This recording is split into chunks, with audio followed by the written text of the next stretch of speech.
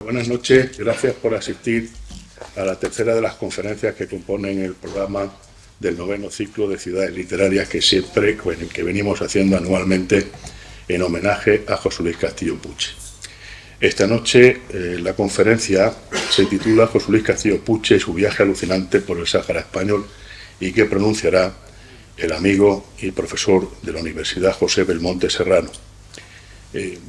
Va a tocar un aspecto interesante, poco conocido, más que poco conocido, poco divulgado, diría yo, que es un poco la faceta de viajero y de periodista de José Luis Castillo Puche, en este caso hablando de ese viaje alucinante al Sáhara español.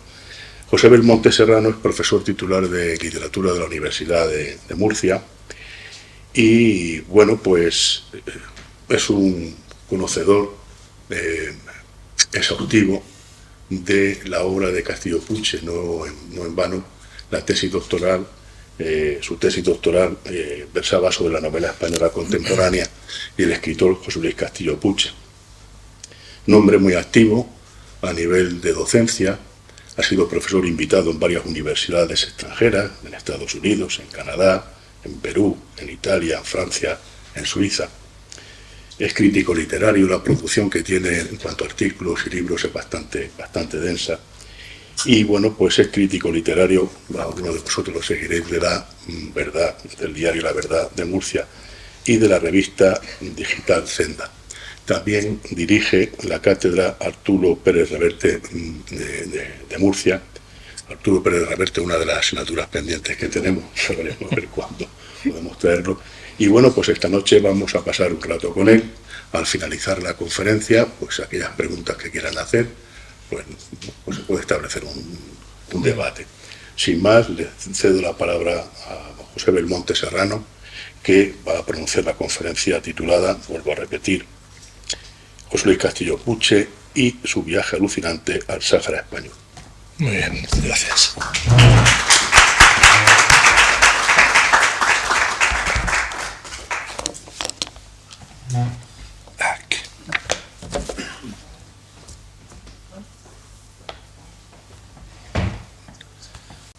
Muchas gracias, querido Liborio.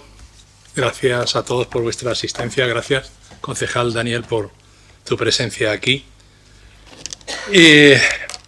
Hace no tanto, en una fiesta se conmemoraba un nuevo aniversario de la radio donde yo colaboro también, en Radio Murcia, en la cadena SER. En una pequeña fiesta muy reducida apareció ese personaje yeclano con el que tengo una amistad entrañable y al que quiero tanto, que es Marcos Ortuño, y le dije a Marcos, yo no me quiero marchar de aquí sin conocer personalmente al presidente, del que he oído hablar mucho, lo oigo mucho, lo leo mucho, pero el trato, digamos, cercano, eso cambia mucho en las personas, muchísimo, y yo creo que a todos nos ha pasado para bueno y para malo.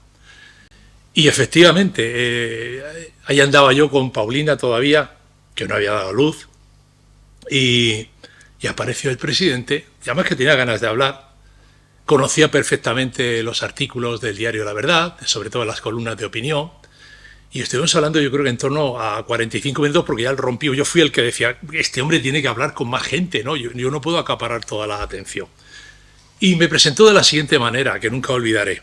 Dijo, te presento a mi amigo Pepe Belmonte, que es medio yeclano, ya, porque la costumbre de venir por aquí, uno de los sitios donde no solo vengo mucho, sino con mucho agrado, que es lo importante. Voy a otros muchos sitios, pero quizá con no tanto agrado y cariño como lo hago aquí. Así que agradecido siempre a este pueblo, que para mí, lo he dicho y me mantengo en ello, es uno de los pueblos entre, digamos, la capacidad, el número de habitantes que tiene, más literarios que hay en toda España. Bien, pues yo recuerdo que cuando acabé la tesis doctoral hace ya un montón de años sobre Castillo Puche, 500 y pico páginas, hoy tengo 5 doctorandos a los que le dirijo tesis doctorales sobre diversos autores, autoras, casi todos novelistas españoles contemporáneos del siglo XX y XXI, y siempre les pido lo que se pide ahora, un máximo de 300, 250, 300 páginas. Y ya es una buena tesis ya de un volumen. Pero en aquella época se llevaba mucho digamos, el peso. La tesis, ponerla sobre, Liborio lo sabe porque acaba de ser doctor también, y ponerla ahí en el peso y que a ver hasta dónde llegaba. Entonces, los tribunales sopesaban, nunca mejor dicho, la tesis, el volumen de la tesis, ya digo, y dice, no sé si 500 o 600 y pico páginas, una barbaridad, de las cuales seguramente 150 o 200 páginas sobraban, ¿no? Podía haberme errado. Y yo en aquella época creía ingenuamente que había liquidado un tema de mi vida. Y el tema es el estudio de la obra, no toda la obra, por ejemplo, la obra de Como viajero no lo había tratado mucho. Luego hubo una tesis en la Universidad Complutense, en la que yo estuve de tribunal, sobre ese tema precisamente, sino sobre todo la narrativa, cuentos, novelas, etc. Y yo guardé ingenuamente aquellos libros, los guardé como diciendo, bueno, ya, una etapa de mi vida, guardo aquí los libros, y sin embargo, por lo que veo, y hoy es un día también para recordarlo, no dejo de desempolvar esos libros, volverlos a revisar, subrayar sobre subrayados que ya tenía, etcétera, etcétera. Esto es una muy buena señal. No tanto porque yo siga ligado al autor o a un pueblo tan importante literariamente hablando como es Yecla, sino porque el autor es un clásico, es una persona del que se puede extraer siempre material y no se agota jamás, como le pasa pues, a Cervantes, a Quevedo, a los grandes literatos. Bien, José Luis Castillo Puche y su viaje alucinante, ahora verán por qué es alucinante, no me lo he inventado, por el Sáhara español. Aunque parezca un relato de ficción, donde se mezcla el misterio con la aventura, voy a procurar no omitir algunos importantes detalles. Poco tiempo después de morir José Luis Castillo Puche, hacia el año 2005, quizá el 2006, su viuda, la también escritora y profesora Ailabén Julia Figueira, estando un día en Yecla, en donde llevamos un ramo de flores a la tumba de su marido, al regreso, en el propio Hostal Avenida, me pidió que mientras preparaban el almuerzo, le aguardara unos minutos porque tenía que traer algo de su habitación. A pesar de ser ya octogenaria, muy octogenaria, Julia se movía con una ligereza imposible, verdaderamente increíble. Los que la conocisteis en esos últimos años lo recordaréis mejor que yo.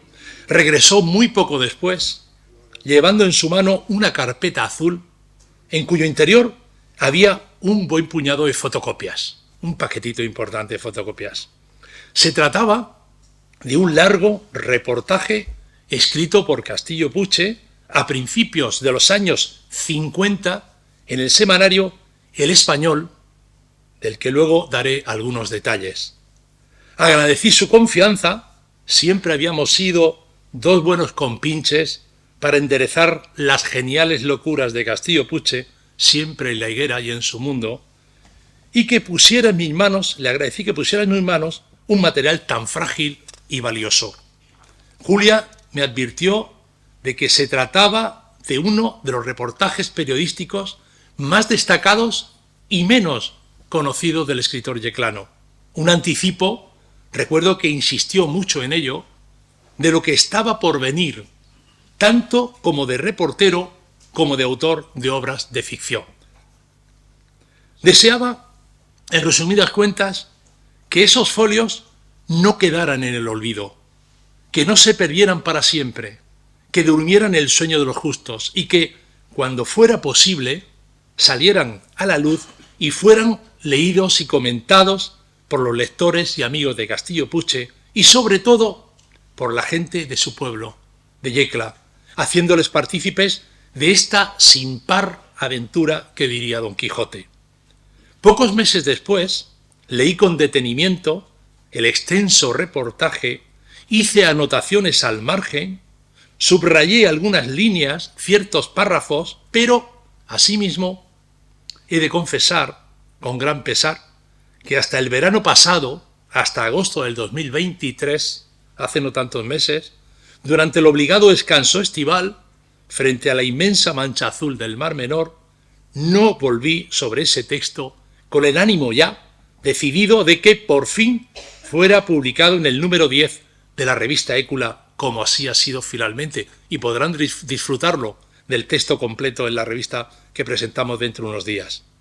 En esa relectura, realizada mucho más a fondo, con el fin de realizar un breve estudio preliminar que ayudara a entender las intenciones del escritor, pude darme cuenta de que el texto resultaba un tanto inconexo, como un puzzle al que le faltaran algunas piezas. La razón no era otra que el hecho, tan sencillo como lógico, de que allí faltaban folios. Julia, por lo que pude intuir, no había podido fotocopiar el reportaje completo y había depositado en mis manos solo una parte, la mayor parte, pero no el texto en su integridad. Con la impagable ayuda, por cierto, en ese instante, se me planteó algo que para un filólogo y para un profesor es una cuestión difícil. Y bueno, allí Paulina, que estamos ahí los dos, se lo planteé a ver, ella como exalumna mía que había sido, ¿qué opinaba? ¿Se publica aunque esté incompleto? ¿O hay que sacar de debajo de las piedras aquello que falta? Y si lo intentas por todos los medios y no lo encuentras, ¿se publica o no se publica? Es una cuestión realmente que para un filólogo, insisto, es un cargo de conciencia importante y a veces se resuelve fatalmente o de una manera gloriosa, ¿no? Digo que con la impagable ayuda de Paulina comenzó entonces una labor casi detectivesca de búsqueda y captura a través de Internet y otros medios a mi alcance. Yo no lo hubiera conseguido jamás si no es las buenas manos de estas nuevas generaciones, recurriendo a las siempre socorridas librerías de viejo de toda España, de alguno de los tomos del español, si es que existía esa posibilidad, puesto que, por lo que pude comprobar, primer varapalo, dicho semanario aún no estaba digitalizado.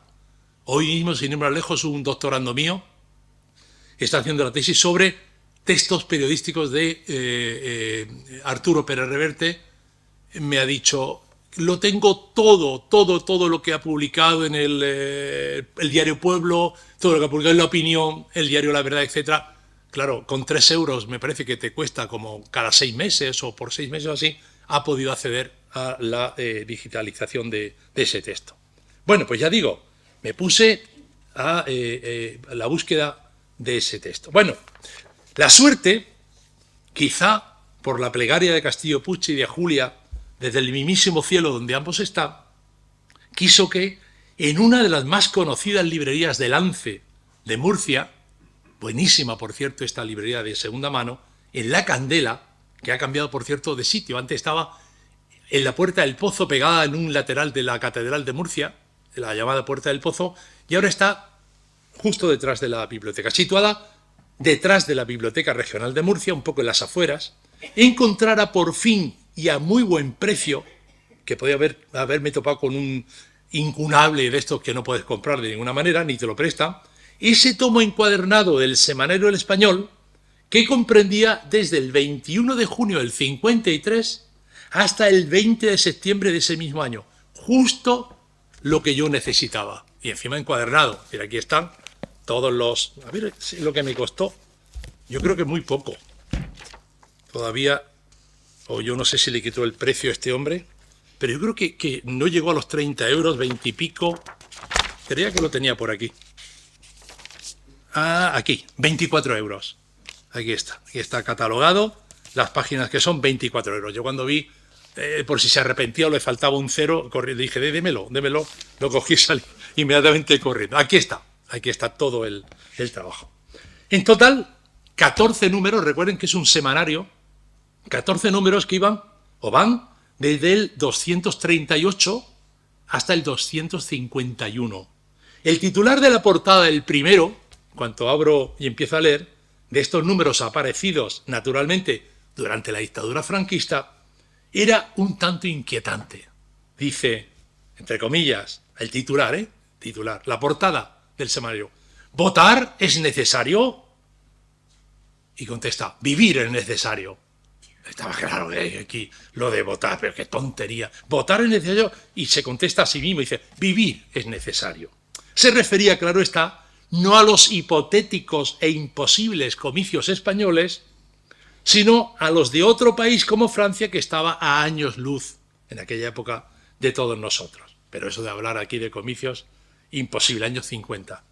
En 1953, fecha en la que se publica ese texto periodístico titulado Nomadeando por el Sáhara Español, que ve nuevamente la luz en el número 10 de la revista Écula, después de 70 años de letargo, Castillo Puche aún no había publicado su primera novela, hecho que sucederá unos meses después, en el año 54, con la brillante aparición de Con la muerte al hombro, justo la obra que sirvió, entre otras muchas cosas, para iniciar una inquebrantable y larga amistad entre el escritor yeclano y el norteamericano Ernest Hemingway, su amigo Ernesto, como a él le gustaba que le llamara, Ernesto.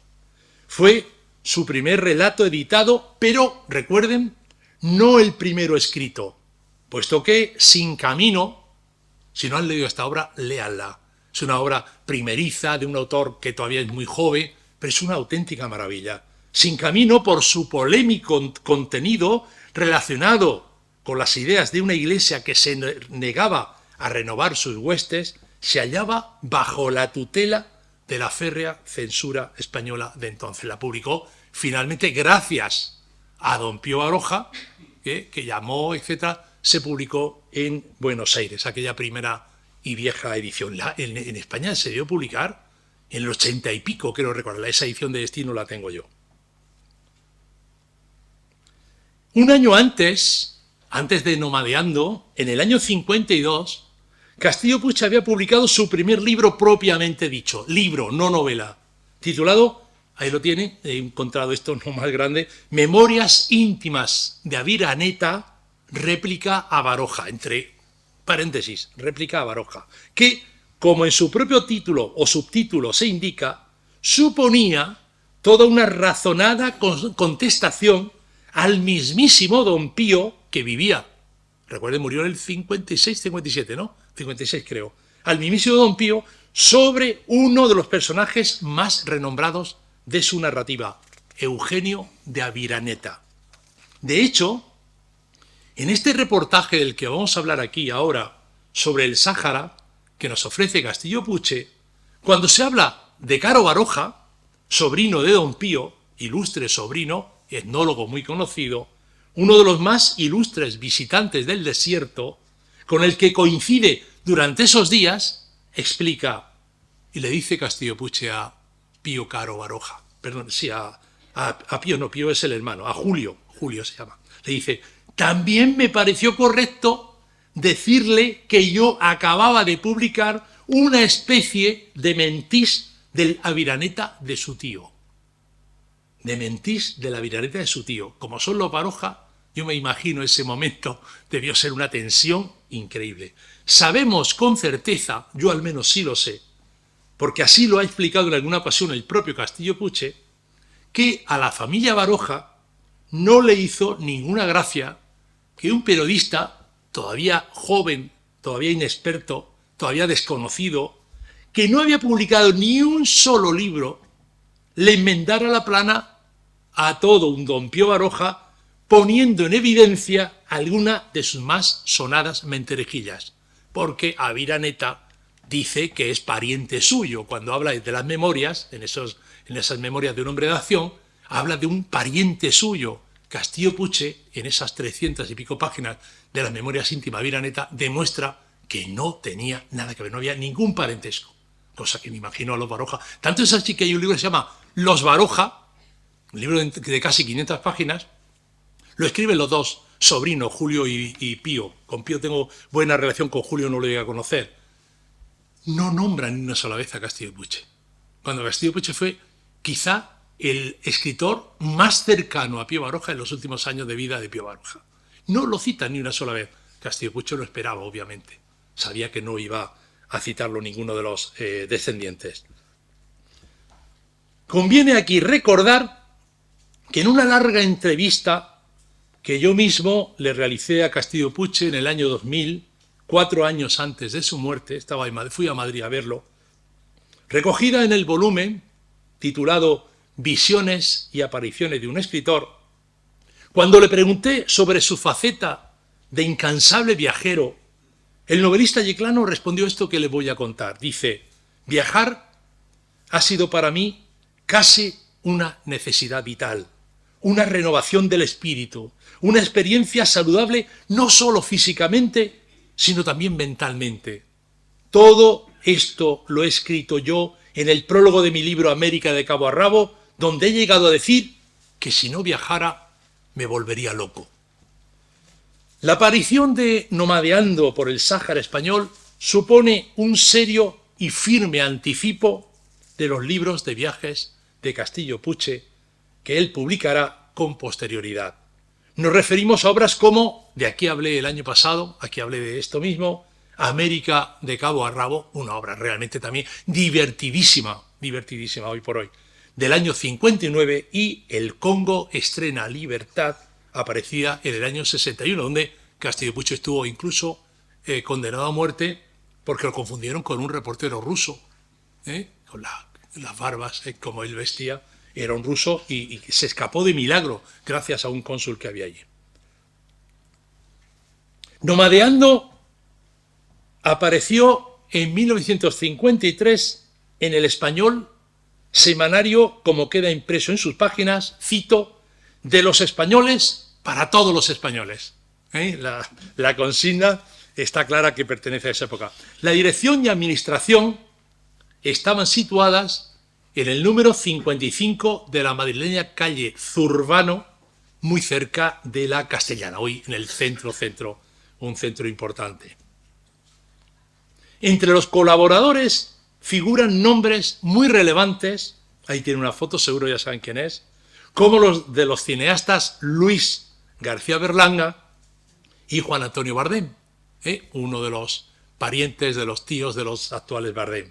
Claudio Colomer, José María Sánchez Silva, que también le sonará mucho, que justo ese año, el año que aparece el texto de Castillo Puche, había publicado, le va a sonar mucho, Marcelino Pan y Vino, su obra más popular y representativa. Por cierto, muy leída en aquella época, muy poco leída ahora, y gracias a la película sigue siendo muy popular. Una película que hizo de protagonista, haciendo de Marcelino, ese personaje que luego murió de una manera rara, extraña. Estaba yo en la playa en aquella época, era un verano, yo veraneaba en Guardamar entonces, y ya muchacho, ¿no? Ya era un hombre ya de una edad, murió yo creo que en condiciones un poco extrañas, que era Pablito Calvo, famoso Pablito Calvo, la protagonizó y le dio más ímpetu a la obra. Es un cuento largo, no una novela.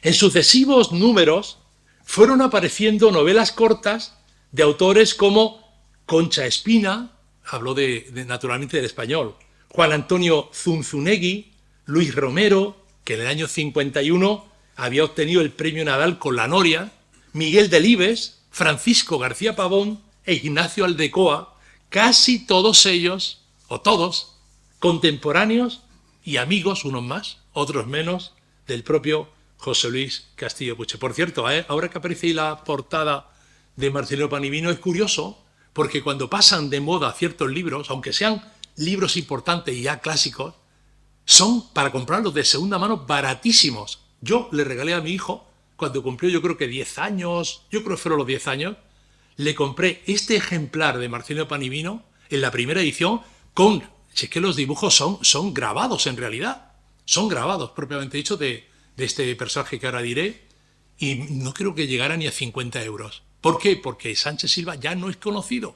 En aquella época sí, fue un hombre que tuvo su fama, murió y ya, como ocurre muchas veces, hasta que no lo recuperen en una tesis, en una película, lo que sea, se convirtió en un hombre desconocido. Y se puede comprar un libro, imaginen, una primera edición de Marcelino Panivino por 40 o 50 euros cuando le vas a comprar cualquier cosa hoy en día a un niño de 10 años y vale muchísimo más. En sucesivos números, ya digo que fueron publicando todos esos autores que les acabo de decir, autores muy importantes, García Pavón, que por cierto es del 19 también, ¿no? Delibes, que creo que es del 20, si no me equivoco, en fin, gente de la misma edad, de la misma tertulia, el Café Gijón, etcétera, que Castillo Puche. Las fotos e ilustraciones, sigo con el español, corrían a cargo de conocidos artistas de la época, como Lorenzo Goñi, ahí lo tienen, esa ilustración tan bonita, el ilustrador precisamente de la primera edición de Marcelino Panivino, Lorenzo Goñi. Hoy encontrar un original de Lorenzo Goñi sí está muy bien cotizado, ¿no? Julián Hernández Gil y José de María Vázquez, conocido como Pepe Campúa. He estado buscando en internet y hay mucha información de Pepe Campúa. Era un fotógrafo de origen canario y que tuvo una fama importante en aquella época.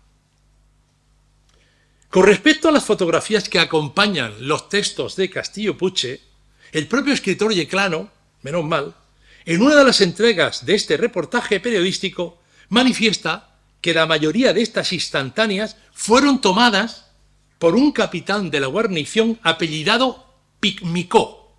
Micó. Nada más, no sabemos ni nombre, ni siquiera más idea de si era un profesional de la fotografía, etcétera, que siempre, dice Castillo Puche en el reportaje, siempre llevaba a mano su flamante y moderna Leica. Me estoy imaginando la escena, es fácil, quienes hemos conocido a Castillo Puche seguro que la imaginamos, de decirle a un capitán que lo ves con una Leica, en aquella época nada menos, colgada, decirle, capitán o mi capitán, hágame unas fotos para el diario, en fin, el otro con muy buen talante seguro que lo haría. Llegados a este punto, podríamos preguntarnos ¿dónde reside el valor y el interés de estas tempranas páginas viajeras de Castillo Puche? Y preguntarme también, ¿existe alguna relación entre las mismas y el resto de sus libros de viajes y obras de ficción? Imagino que todo el mundo lo tenemos claro, que sí que existe esa. El desierto es, sin lugar a duda, el principal protagonista de estas páginas, si tenemos en cuenta al lugar al que se desplaza nuestro viajero. La impresión que le produce queda reflejada a lo largo y ancho de su texto. Se aprecia el ansia de un inquieto Castillo Puche, verdadero rabo de lagartija, por adentrarse en él, de observarlo detenidamente, de apreciar sus tonalidades, su inmensidad, como si acudiera a él con la lección bien aprendida, sabiendo con lo que se podría encontrar. Es muy atrevido, luego tendremos ocasión de comprobarlo. De entrada, se fija en sus atardeceres maravillosos, tienen fama, los atardeceres en el desierto. Muestra su enorme sorpresa ante la presencia de criaturas salvajes, ¿quién lo diría?, y ante su vegetación inexplicable para un occidental en esta tierra de contrastes. Pero, junto a ello, también juzga el desierto como, y dice Castillo Puche, una fiera cauta, observadora y cruel. Y añade, el desierto es un misterio. Esta geografía es como si le hubiera salido a Dios de la manga en un rato de mal humor. El desierto es tétrico, miserable, espantoso, pero al mismo tiempo, y aquí está su secreto, soberanamente bello y sobrecogedor. Este breve texto, cuya técnica consiste en poner sobre el tablero toda una gama de contrastes, en donde bailan una danza la fealdad y la belleza, lo horroroso y lo sublime cogidas de la mano, se habría de repetir cuando describe la esencia misma de Écula en novelas como Con la muerte al hombro, la que estaba ya escribiendo, que casi con toda probabilidad ya pergeñaba en aquel instante. Unas páginas más adelante, Castillo Puche insiste en su visión particular del desierto, haciendo hincapié en cuestiones mucho más sublimes y filosóficas, y escribe. Por cierto, siempre me he preguntado de dónde viene la filosofía que utiliza con mucha frecuencia, incluso en sus propias novelas. Es muy fácil, muy sencillo. Me ha costado, pero es fácil. De sus lecturas de la Biblia, de su lectura de los libros sagrados. Se sabía de memoria a San Agustín, a los santos padres. No solo porque había estudiado para cura, que casi llega a serlo, sino porque era una de sus grandes aficiones, las escrituras sagradas. Y dice Castillo Puche, el desierto nos proporciona muchas lecciones de lógica. Tiene una dialéctica especial, la dialéctica de las paradojas y los absurdos. El desierto fija las ideas y las concreta. El ventarrón que pule las rocas y tuerce las tarjas, entre paréntesis pone chapas, para que sepamos lo son tarjas. Repito, el ventarrón que pule las rocas y tuerce las tarjas, el reflejo de las evaporaciones que nos hace ver un barco o una catedral donde solo hay una gaviota o un burrillo, hace que el pensamiento se limite a temas muy elementales y sinceros. El viento, el ventarrón, también nos suena mucho, ¿no?, de sus novelas. Cuando observa el desierto desde lo alto, mientras vuela en el avión que le transporta, este se convierte, gracias a su portentosa imaginación de escritor, en, cito, una piel sangrante y estirada de una fiera antigua cogida en atroz cacería y puesta a secar. También las típicas metáforas que luego encontramos en sus libros de ficción. En el desierto, el clima tan particular provoca una tensión y una combatividad entre sus habitantes que han perdido el interés por el paso del tiempo, que ya no tienen prisa porque, cito, el desierto es punto y aparte y está completamente reñido con la burocracia. Hay estudios ya muy serios sobre las consecuencias del calor, pero no digo ya un calor extremo, sino el calor. Por ejemplo, desde que se inventaron los aires acondicionados en los automóviles, ha descendido la agresividad de los conductores. Eso está en estadísticas. Y dentro del desierto, incluso entre la población que lo habita, el agua, como sucederá en algunas de sus novelas ambientadas en Écula, como El amargo sabor de la retama, supone toda una alhaja que se vende a precio de oro. Agua loca, escribe con mucha emoción, que va de la nube al mar. Tras el desierto, quizá como contraste, el agua es el elemento que más interés cobra en este reportaje de un viajero que procede de un pueblo como Yecla, caracterizado por su ancestral sequía, por la pastosidad en las bocas que produce la ausencia del líquido elemento. El agua es un auténtico problema, lo sigue siendo.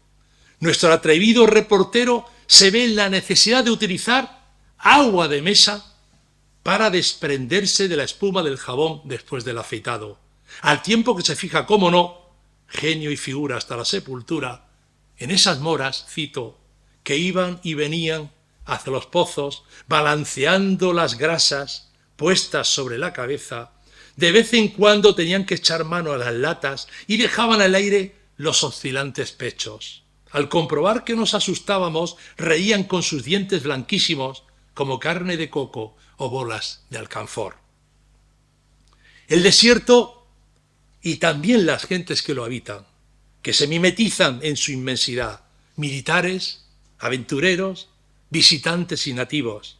Estos últimos llaman la atención de Castillo Puche, a los que procura acercarse como buen periodista y conversar con ellos, a pesar de sus problemas con el idioma y de su típica actitud poco comunicativa por parte de los habitantes con los europeos. Siempre me he preguntado, yo no sé si los que hemos sido amigos de Castillo Puche os había hecho esta misma pregunta, ¿cómo se comunicaba Castillo Puche con la gente? Después de unos años en Estados Unidos, hablaba nada, prácticamente nada. Quienes aprendieron fueron sus hijos y Julia, aprendieron inglés. Pero cómo se comunicaba, y era el que más comunicaba, y además tomaba notas, etc. Un verdadero misterio.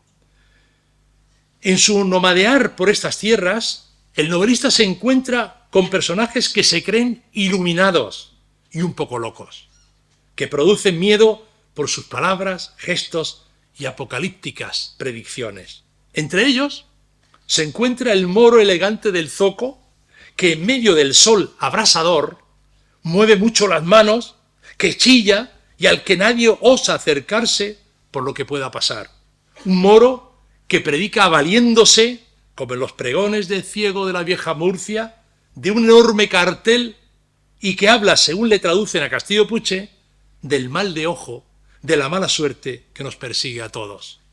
Este singular personaje se convierte así, este moro, en el claro precedente de algunos de esos locos e iluminados visionarios de las novelas de Castillo Puche, como la inolvidable y singular tía Matilde de El amargo sabor de la retama, que durante la tormenta que tiene lugar en Ciriza asegura que el cielo de un momento a otro se abriría con gran estruendo y, cito, como abejas en un panal descenderían los ángeles de la cólera divina y no dejarían piedra sobre piedra. Castillo Puche escribe mucho sobre locos.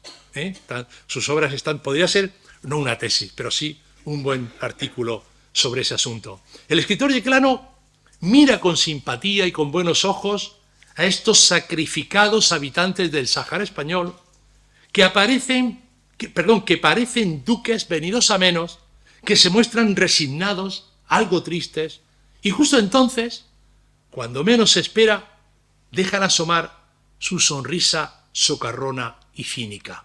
Eso le llama mucho la atención a Castillo Puche. No tienen prisa jamás, y como si portaran un enorme cansancio cósmico o místico, cito, se mueven con cierto ritmo de coro antiguo, cimbreando la cintura y levantando mucho los pies. Esto solo lo puede ver no un periodista, eso solo lo puede ver un escritor, una persona que está ya viendo imágenes que le sirven para la ficción. La vena de novelista se deja sentir en este texto cuando Castillo Puche echa mano de ciertos personajes que parecen de ficción, como es el caso del capitán médico de Cabo Llovi, un tipo chistoso, con sus dientes de oro, que alardea de su humanidad andaluza y que resulta admirable en su trato con los enfermos. También es verdad que Castillo Puche estaba muy condicionado. Imaginad El Español, periódico, semanario franquista, publicado en Madrid, etc., a hablar mal de un oficial del ejército español, no digo ya de un soldado, de un oficial, de un capitán. O el comandante Alonso, cuya primera visión es la de un auténtico bloque, dice Castillo Puche, de pan de higo con almendras. Es un bloque de pan de higo con almendras. Solo lo puede hacer un yeclano. Sin embargo, cuando el reportero entra en confianza con este comandante Alonso, se troca en un instante en un hombre cordial, campechano y simpático. El comandante Alonso posee ese sentido de lo práctico de quienes viven alejados de la civilización. Está convencido de que en este entorno desértico, alejado del mundo y sus cuitas, sobran plumas, lo dice él, en alusión a los escritores, intelectuales y periodistas, y faltan, dice el comandante, más barriles de cerveza. Sobran plumas y faltan más barriles de cerveza.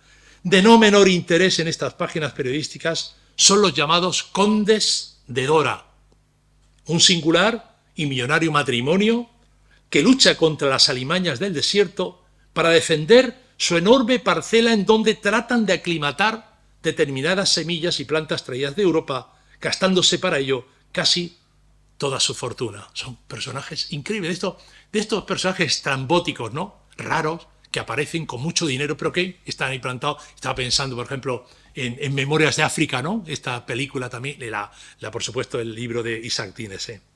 Asoma aquí, hablando de los condes de Dora, no ya la prosa elegante del periodista, que siempre lo tuvo, sino antes bien el detallista, fino e ingenioso discurso del Castillo Puche de las novelas que aún estaban por llegar.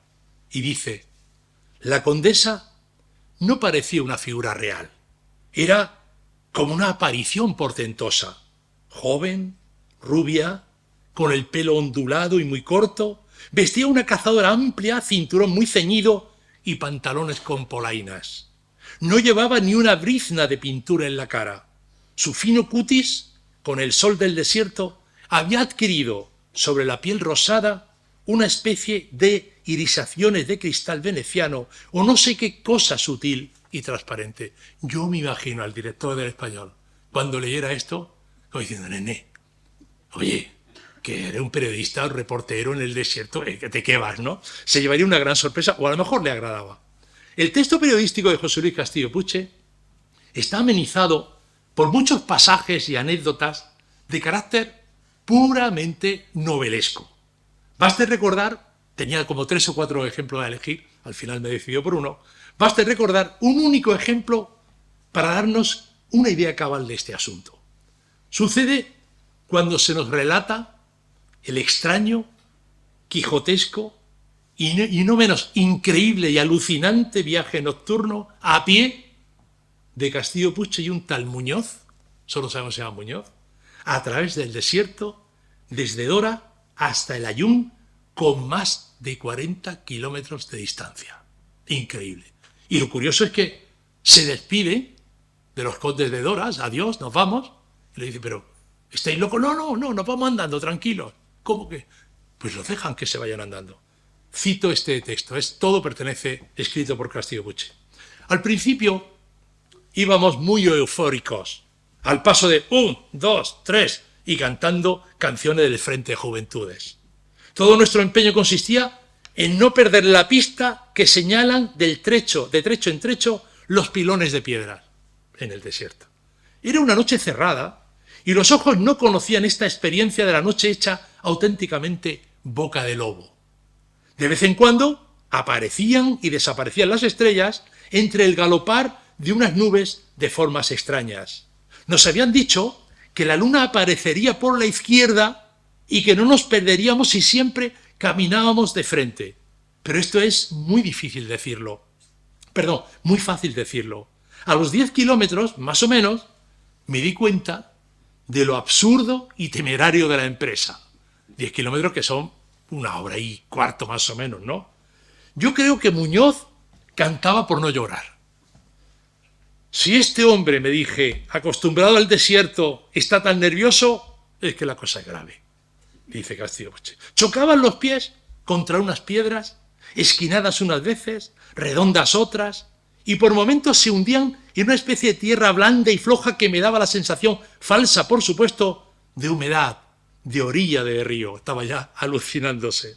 Me parecía ir caminando sobre un plano inclinado hacia arriba y otras veces por una pronunciada pendiente hacia abajo.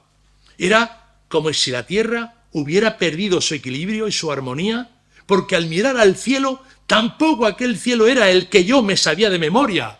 Las estrellas, los conos y los triángulos estaban del revés y yo, en vez de andar, me sentía a veces como tumbado sobre la tabla de un barco en pleno océano. ¿Qué estás haciendo?, me preguntó Muñoz.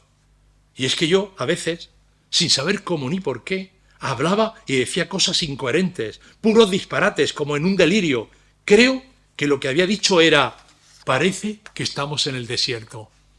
Y como me convencí de que realmente estábamos, me sentí dominado por un terror misterioso. En 40 kilómetros a la redonda no habría ni un ser humano. Nadie que nos esperara, nadie que supiera que nos habíamos perdido. ¿No es esto lo mismo que andar por el campo de Castilla o por La Mancha? No hay ni una luz, ni un perro, ni una hoguera. Cuando salió la luna, la tierra era como un enorme tablero de ajedrez, a manchas negras y blancas, manchas que cambiaban caprichosamente de forma, figuras fantásticas que se movían sobre el terreno como llevadas por las manos del diablo. Entonces me pareció que el desierto, de noche, no da sino sensación de algo maldito, especie de destierro infortunado después ya de la muerte. Yo cerraba los ojos y hacía esfuerzos por fijar en la mente la visión de mi pueblo cuando al atardecer volvía del campo.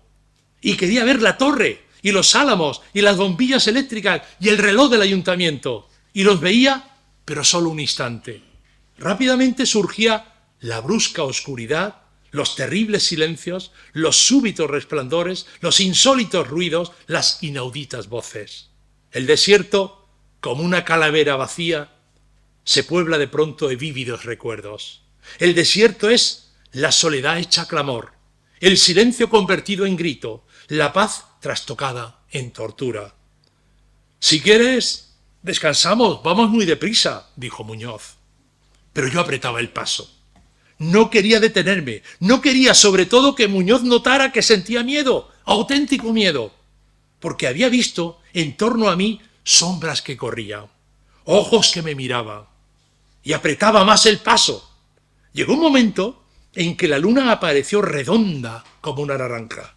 La luna, que tiene fama de pérfida y siniestra, fue para nosotros un ángel de compañía, porque la luna, al menos, nos hizo ver nuestras propias sombras. Quise detenerme un rato. Alrededor de nosotros, cuando abrí los ojos, vi a 4 o 5 alimañas agazapadas y expectantes. Podían ser hienas, perfectamente. Son hienas, dijo Muñoz, y me habló de las hienas, que atontan al viajero con sus giros en torno a él, hasta cansarlo y caer sobre sus huesos.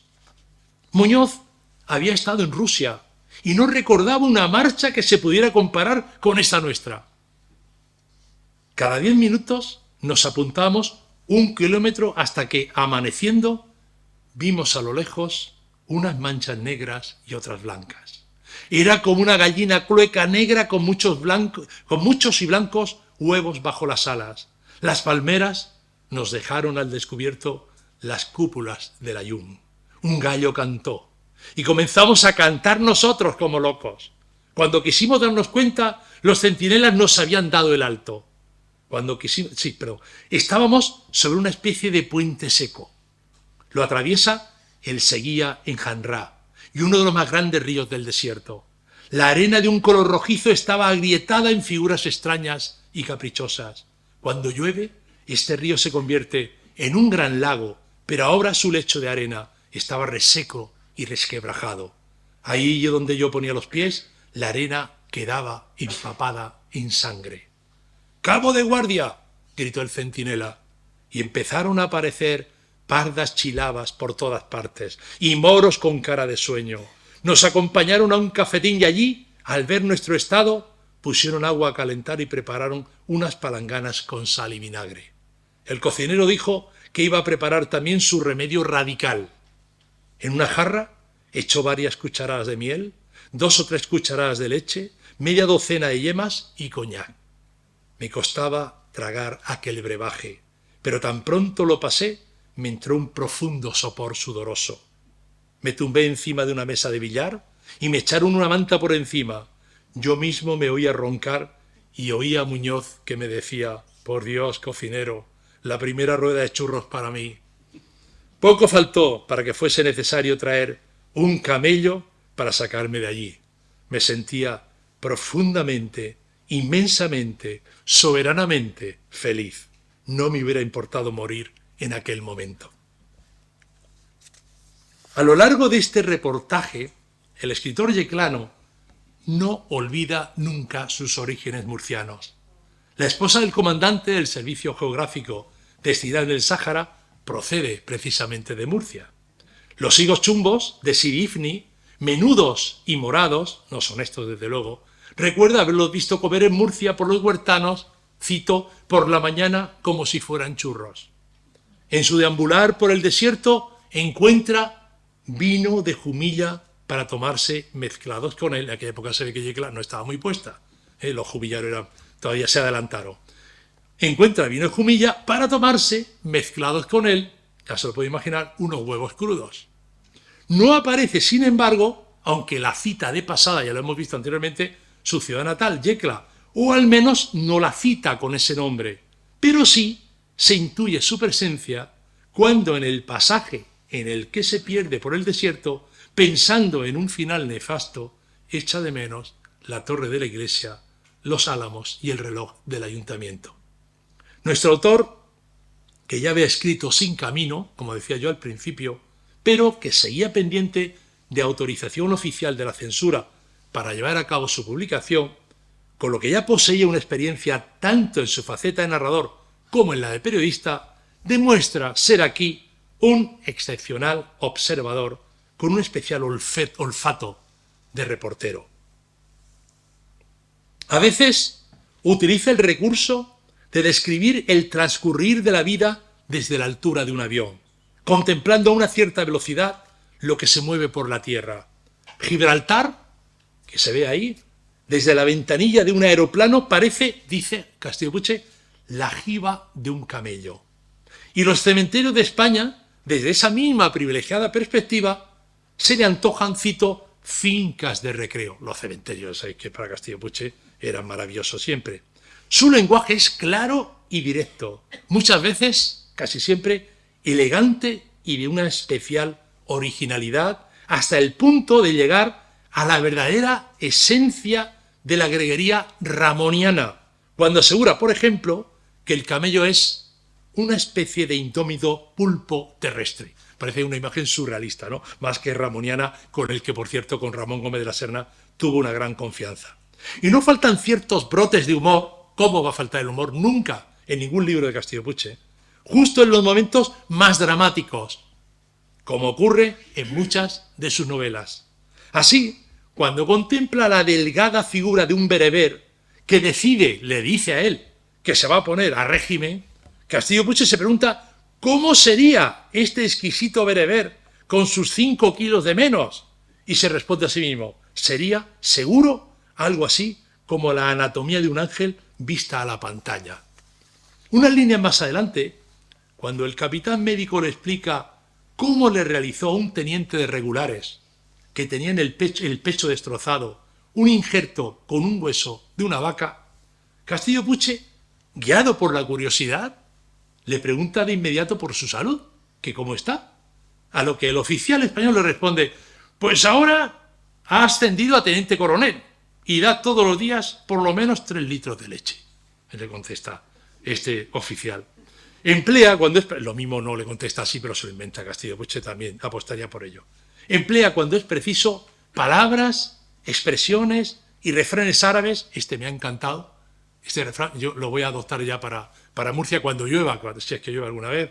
Cuando llueva, no hables. Me parece uno de los refranes más bonitos que he oído en mi vida. Cuando llueva, no hables. Y ya nos pasa, en Murcia nos pasa, supongo que en Yecla también, cuando mi madre me llamaba y no iba, siempre decía, estás como el que oye llover. Me acuerdo siempre de esa expresión y ahora la entiendo mucho mejor. Ese arrobamiento, ¿no? Ese quedarte obnubilado cuando está lloviendo en un sitio como Murcia, en un sitio de secano también como Yecla. Cuando llueva, no hables. Los diálogos que utiliza con cierta frecuencia, como luego sucederá en sus novelas, son de una incuestionable agilidad y soltura. Es detallista. Se lo hemos visto en esos textos. Se fija en la mirada y en los movimientos de quienes van a su alrededor. Y no deja de advertir el choque de culturas que se produce entre los que proceden de Europa, sobre todo el contingente español, y los habitantes del desierto, que miran con una cierta desconfianza los nuevos inventos como el avión, al que le tienen muchísimo miedo. Hay ocasiones en las que en ese tira y afloja entre lo moderno y lo autóctono, entre ese inevitable y contumaz choque de culturas, Castillo Puche entona su particular menosprecio de corte y alabanza de aldea. Se autoproclama perteneciente a un mundo, cito, en el que el tiempo cuenta de un modo abrumador, en tanto que, en el desierto, las horas y los días parecen haberse detenido como cristalizados. Y ya acabo. Esa fotografía es de Micó, una de las fotografías que le regaló este capitán que llevaba la leica colgada siempre en su cuello.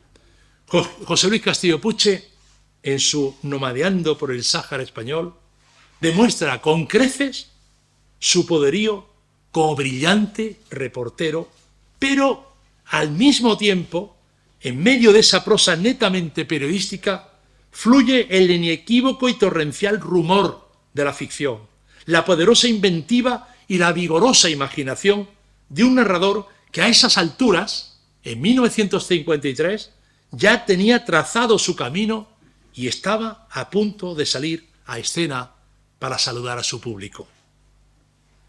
Ni qué decir tiene que esta conferencia está dedicada, como no podía ser de otro modo, a Julia Figuera de Castillo Puche, como a ella le gustaba que le llamara. Va por ti, querida Julia. Muchísimas gracias.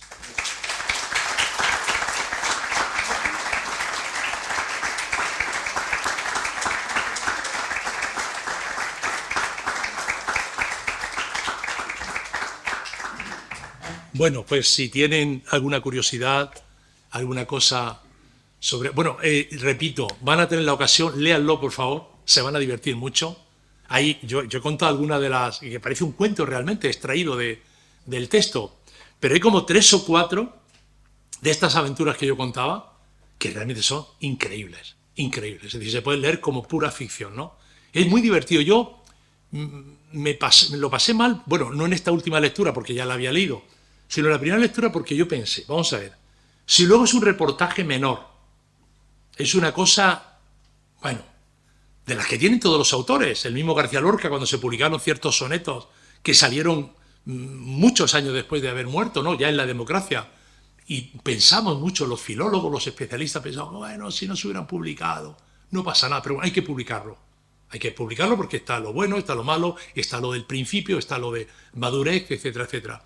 Pero yo temía mucho cuando, con esa ilusión con la que Julia me puso en mi mano y me pidió por favor que eso, por eso tengo que dedicárselo a ella, fue su empeño, que no fuera algo que le diera la calidad literaria que tiene el autor y periodística. Entonces, ¿qué hacemos con eso? Eso es un problema bastante grande, pero el filólogo tiene que ser inflexible, el investigador inflexible, tiene que contextualizarlo y decir, es un Castillo Puche, primerizo, aún no había hecho ningún reportaje periodístico, todavía no había descubierto la técnica para describir, etcétera, aún no había publicado ninguna novela, estaba todavía en pañales, aunque ya tenía una cierta edad, ¿no?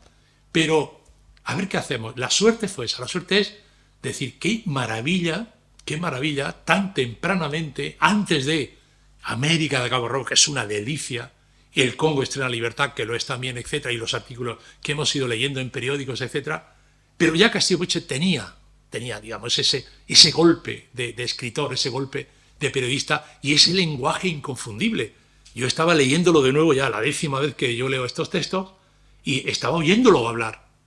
Que es lo que nos pasa cuando leemos a Castillo Puche. Lo escuchamos. Los que hemos tenido ocasión de hablar con él, largo y tendido, estamos oyendo su voz. Y entonces la suerte es que es un buen texto. Julia, que por cierto era una grandísima catedrática de literatura, profesora de instituto, la grandísima, fue secretaria, como quizá muchos de vosotros sepáis, secretaria del presidente de la Real Academia, de don Dámaso Alonso. Fue su secretaria, la que le ayudaba en sus escritos filológicos, en su labor como presidente de la Real Academia.